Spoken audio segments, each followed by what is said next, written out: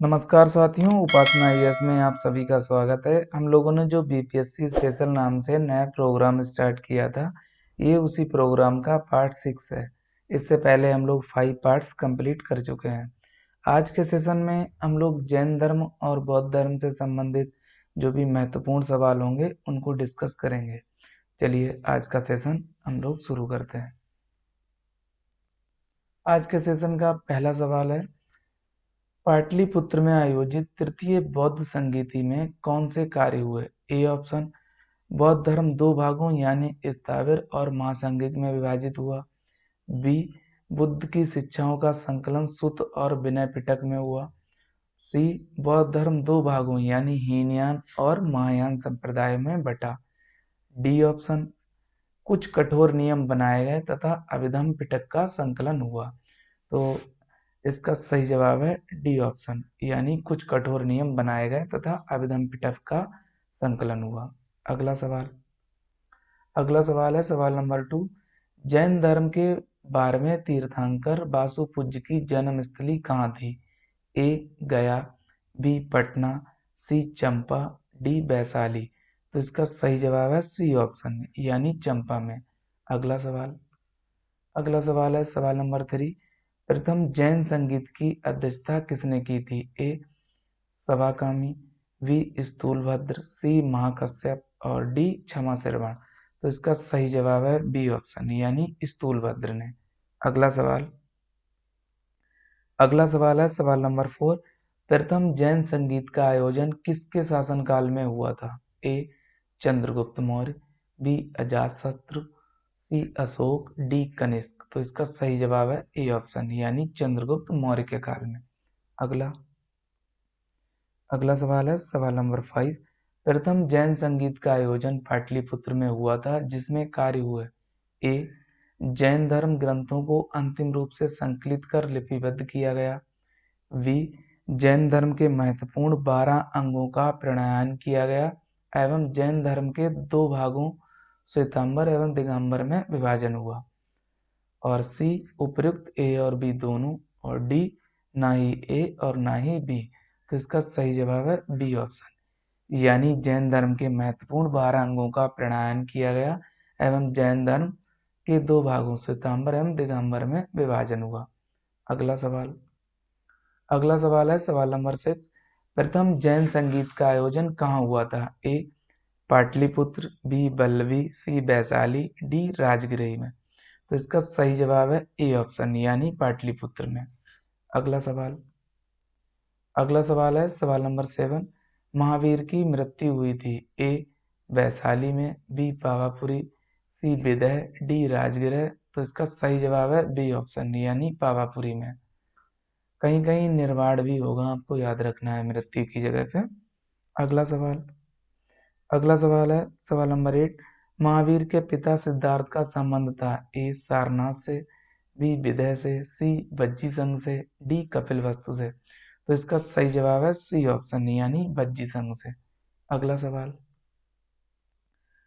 सवाल सवाल नंबर 9। महावीर का जन्म स्थल कुंडग्राम बिहार के किस जिले में है? ए पटना में, बी वैशाली में, सी मुंगेर, डी चंपारण। तो इसका सही जवाब है बी ऑप्शन, यानी वैशाली में। अगला सवाल है सवाल नंबर 10। महावीर की माता त्रिशला राजकुमारी थी। ए लिच्छवी की, बी सारनाथ की, सी विदय की, डी अंग की। तो इसका सही जवाब है ए ऑप्शन, यानी लिच्छवी की। अगला सवाल अगला सवाल काफी महत्वपूर्ण है। महावीर स्वामी ने अपना अंतिम उपदेश दिया था। ए पावापुरी में, बी कपिलवस्तु, सी वैशाली, डी कौशाम्बी। तो इसका सही जवाब है ए ऑप्शन, यानी पावापुरी में। यहीं इनकी मृत्यु भी हो गई थी। अगला सवाल है सवाल नंबर 12। बौद्ध धर्म के संस्थापक गौतम बुद्ध गृह त्याग के उपरांत सर्वप्रथम गए थे। ए उरुबेला यानी बौद्ध गया में, बी वैशाली के समीप अलार कलार के आश्रम, सी सारनाथ, डी उपर्युक्त में से कोई नहीं। तो इसका सही जवाब है बी ऑप्शन, यानी वैशाली के समीप अलार कलार के आश्रम में। जो अलार कलाम का आश्रम था, यही अलार कलाम, ये भी आपको याद रखना है, जो गौतम बुद्ध थे उनके गुरु थे। अगला सवाल। अगला सवाल है सवाल नंबर 13। गौतम बुद्ध को कहाँ कौंडिन्य और 5 ब्राह्मण मिले? ए उरुबेला यानी बोध गया में, बी वैशाली के समीप अलारकलार के आश्रम में, सी सारनाथ, डी उपर्युक्त में से कोई नहीं। तो इसका सही जवाब है ए ऑप्शन यानी उरुबेला में। अगला सवाल। अगला सवाल है सवाल नंबर 14। गौतम बुद्ध को ज्ञान प्राप्त हुआ था? ए बोध गया में, बी जाम्बरिक ग्राम में, सी कुशीनारा में और डी सारनाथ में। तो इसका सही जवाब है ए ऑप्शन यानी बोध गया में। ये भी आपको ध्यान रखना है, सारनाथ में इन्होंने अपना प्रथम उपदेश दिया था।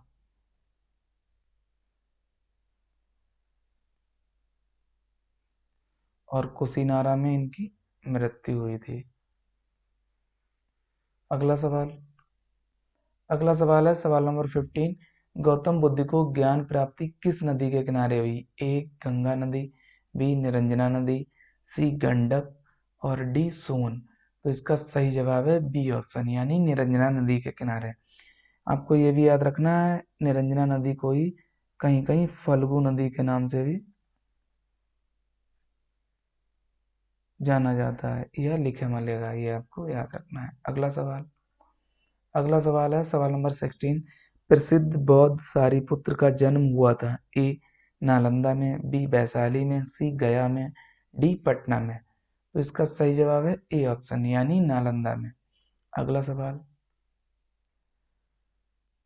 बौद्ध गया में महाबोधि मंदिर बनाया गया जहां ए गौतम बुद्ध पैदा हुए, बी गौतम बुद्ध को ज्ञान प्राप्त हुआ, सी गौतम बुद्ध ने अपना प्रथम प्रवचन दिया, डी गौतम बुद्ध की मृत्यु हुई। तो इसका सही जवाब है बी ऑप्शन यानी गौतम बुद्ध को ज्ञान प्राप्त हुआ। अगला सवाल। अगला सवाल है महात्मा बुद्ध ने पाटलिपुत्र के विनाश के कारणों की भविष्यवाणी की थी, उनमें सम्मिलित थे? ए बाढ़, बी अग्नि, सी आंतरिक कलह, डी उपर्युक्त सभी। तो इसका सही जवाब है डी ऑप्शन यानी उपर्युक्त सभी। अगला सवाल। अगला सवाल है सवाल नंबर 19। निम्न में से किस नगर से महात्मा बुद्ध का घनिष्ठ संबंध रहा? ए बोध गया, बी राजगीर, सी वैशाली, डी उपर्युक्त सभी। तो इसका सही जवाब है डी ऑप्शन यानी उपर्युक्त सभी। अगला सवाल। अगला सवाल है सवाल नंबर 20। राजगृह में आयोजित प्रथम बौद्ध संगीति में कौन से कार्य हुए? ए ऑप्शन बौद्ध धर्म दो भागों यानी स्थाविर और महासांगिक में विभाजित हुआ, बी बुद्ध की शिक्षाओं का संकलन सुत्त और विनय पिटक में हुआ, सी बौद्ध धर्म दो भागों यानी हीनयान और महायान संप्रदाय में बटा, डी उपर्युक्त में से कोई नहीं।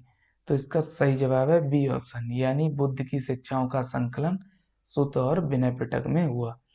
और जो सी ऑप्शन है बौद्ध धर्म दो भागों यानी हीनयान और महायान संप्रदाय में बटा, तो ये आपको ये ध्यान रखना है चौथी बौद्ध संगीति में जो अंतिम थी, जम्मू कश्मीर में हुई थी कुंडलवन में। अगला सवाल। अगला सवाल है सवाल नंबर 21। वैशाली में आयोजित द्वितीय बौद्ध संगीति में कौन से कार्य हुए? ए बौद्ध धर्म दो भागों यानी स्थाविर और महासांगिक में विभाजित हुआ, बी बुद्ध की शिक्षाओं का संकलन सुत्त और विनय पिटक में हुआ, सी बौद्ध धर्म दो भागों यानी हीनयान और महायान संप्रदाय में बटा और डी उपर्युक्त में से कोई नहीं। तो इसका सही जवाब है ए ऑप्शन यानी बौद्ध धर्म दो भागों यानी स्थाविर और महासांगिक में विभाजित हुआ। अगला सवाल। अगला सवाल है सवाल नंबर 22।